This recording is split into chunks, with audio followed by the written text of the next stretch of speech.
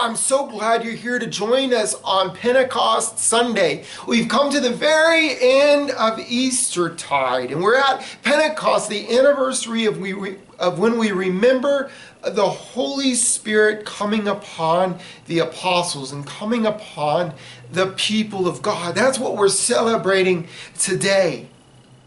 Now, it's important to bear in mind when we think about Pentecost, its origin isn't exactly just on the day when the Spirit of God came to the apostles in the upper room. If we think back to Easter for just a moment, Easter and Good Friday and so on were foreshadowed by the Passover story and the Passover festival that the Jews celebrated year after year. And so in order to understand what's going on Good Friday and Easter Sunday, it's important to bear in mind the Passover story. Similarly, every year the Jews celebrated what was called the Feast of Weeks, or also known as the Pentecost. It's called Pentecost, and they celebrated Pentecost every year. It was an agricultural holiday, like Passover was, but it was also endowed with great historical and spiritual meaning, because it was on the original Pentecost, after God had delivered his people from slavery to Egypt, that the Israelites arrived at Mount Sinai, and God established his covenant with the people at Mount Sinai, with the Israelites at Mount Sinai. And so every year the Jews celebrated that anniversary at Pentecost. And that's a story that should stay in the back of our minds when we look at this story. Now, there's other stories that echo throughout Pentecost. For example, we could think about the Tower of Babel. But we're going to focus primarily on its origins regarding what took place at the original Pentecost at Mount Sinai. At Mount Sinai, God established a covenant with his people. As we found out later from the prophets, the people were utterly unable to fulfill their end of the bargain. They were unable to fulfill their part of the covenant. Their hearts were of stone. But God promised that there would be a day when the covenant would be renewed, and God would replace that stony heart with the Spirit of God. And once the Spirit of God indwelt in his people, then they would be able to fulfill the covenant. That's a lot of what's going on here, but we're going to focus primarily on one image that we're reminded of on Pentecost Sunday, on the original Pentecost Sunday. When we look at the scriptures and we look at what happened in that original covenant between God and his people, Israel, at Mount Sinai, one of the things that God commissioned the people to do was to construct the tabernacle. And the tabernacle was this tent, this really glorious tent, and it was going to be the place where God was going to come to dwell with his people. There were various ways in which God was visibly manifested among his people, things like clouds and fire, which we have those sort of images on Pentecost, the one that we're celebrating today. So God came to dwell among his people in the tabernacle. That's what the original tabernacle story is about. God dwelling among his people in the tabernacle. They could go to the temple and they could worship God in the temple or at the tabernacle. Later on, we have Solomon constructing a permanent building, a temple to replace the tabernacle in Jerusalem. And it was a place where the people could go to worship God. And when they went to the temple, they were in both heaven and earth at the same time. It was where the Spirit of God dwelt. Now, since the Spirit of God initially came to the temple, the people of Judah abandoned their faith. They began to worship other gods. And ultimately, we have this sense in which the Spirit of God abandons the temple. The temple is vacant. There's nobody who lives there anymore. And eventually the Babylonians, they come and they completely toppled the temple. And while the Jewish people did return and the temple was reconstructed, we never have a story in which the Spirit of God was manifested in the temple. There's this sense in which God has not yet returned. Now, when we look at the gospel stories, we have the idea, we have hints at this idea that somehow God has returned through Jesus. But there's still not a story that reminds us really of when the Spirit of God came to the temple initially. Well, that's where the story of Pentecost comes in and comes to full bloom. Let's take a look at this story once again. When the day of Pentecost came, they were all together. That is, the apostles and the disciples of Jesus. They were all together in one place.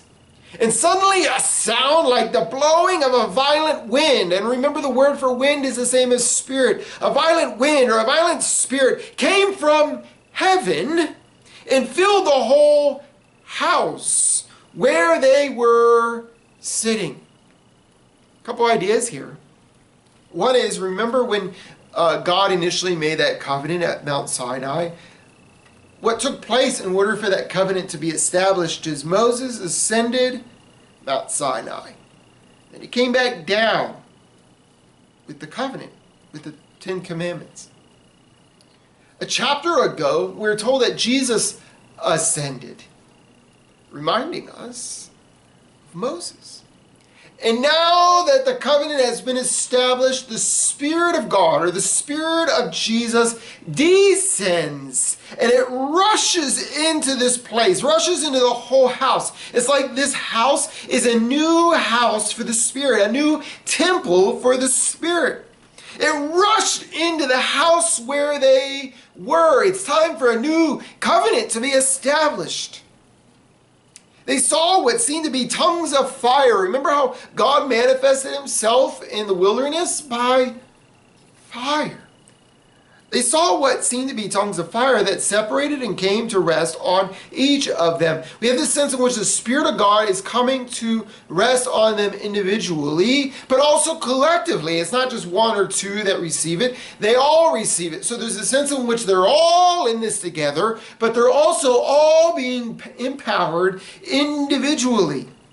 And all of them were filled with the Holy Spirit. This reminds us of the elders that went to the tabernacle in the story we looked at from Numbers. They all received the Holy Spirit. In this story, the Holy Spirit didn't come rushing into the temple. The Holy Spirit comes rushing into the new temple, the collective body of disciples of Jesus. They are filled with the Holy Spirit and they begin to speak in other tongues or other languages as the Spirit enabled them.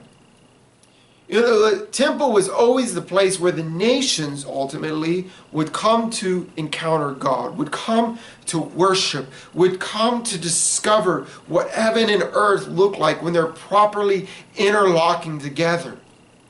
Trouble is, of course, since the Israelites never fulfilled their God-given responsibility, this never occurred in the way it was supposed to.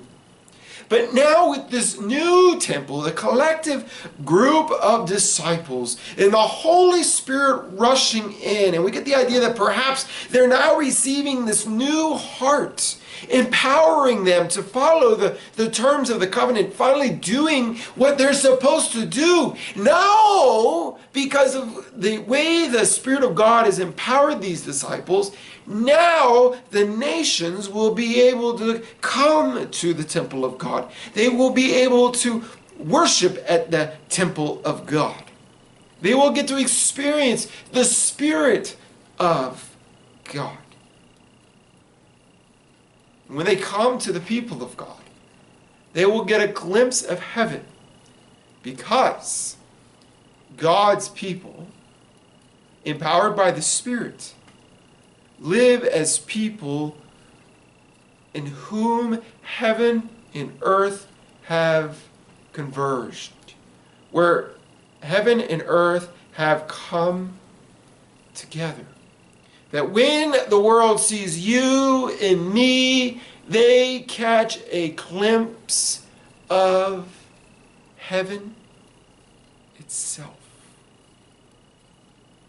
And so, there were people who came that day. people who spoke all different sorts of languages. And they came and they heard Peter, who's now playing this role as a kind of new Moses, if you will. He declared to the people what it was that was going on. And he declared to the people what they could do to enter into this covenant and become devoted followers of Jesus Christ.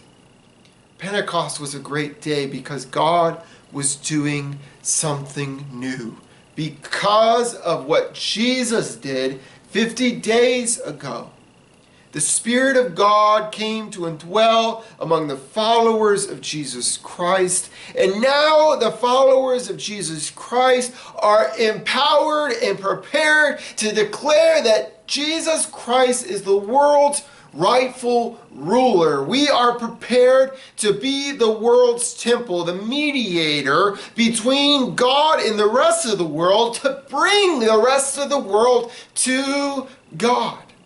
As you and I love God and love our neighbor. And that's what you and I are challenged and reminded that we are challenged to do once again on this Pentecost Sunday. God bless you. Go with God.